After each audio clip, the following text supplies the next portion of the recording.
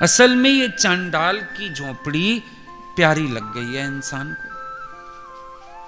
पहले तो खुद ही नहीं छोड़ना चाहता, और किसी का भी हो जाए तो भी परेशान। परीक्षित को 8 दिन भागवत सुनाई शुकदेव मुनि ने, इतना परमात्मा का रस बरसाया, प्रेम बरसाया, पूरी भागवत की कथा सुना दी। लेकिन फिर भी कहता है मेरा मृत्यु का भय नहीं गया।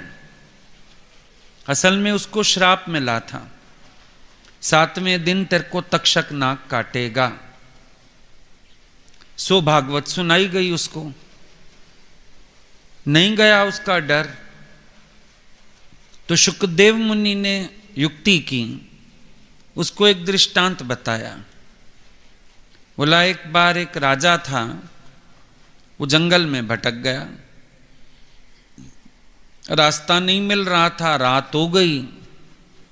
अचानक एक झोपड़ी दिखाई पड़ी, उस झोपड़ी में चला गया, बोला मेरे को रात रहने दोगे? वो झोपड़ी थी चंडाल की, कहीं मांस लटक रहा था, कहीं खून पड़ा था, कहीं गंदगी थी।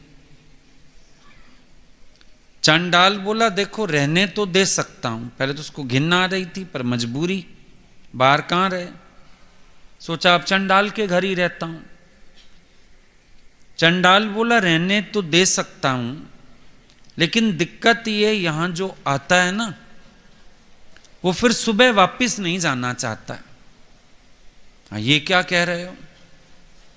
मैं राजा, मेरा इतना सुंदर महल, इतना वहां बाग बगीचे, खुशबू, मैं तो यहां मजबूरी में एक रात काटना चाहता हूं, मैं क्यों रहने लगा यहां? चांडाल बोला सब कहते हैं सुबह कोई नहीं जाना चाहता। बोला मैं नहीं रुकने वाला, सुबह होते ही भाग जाऊंगा। रह गया। सुबह हुई तो चांडाल ने बोला राजा को जाओ, कहता है मैं नहीं जाऊंगा। अब परीक्षित ये ज्ञान सुन रहे थे, एकदम उनके मुंह से निकला, वो कौन बेवकूफ राजा था जो सुबह फिर चंडाल के घर से जाना नहीं चाहता है? बोला वो बेवकूफ राजा तू है। मैं कैसे?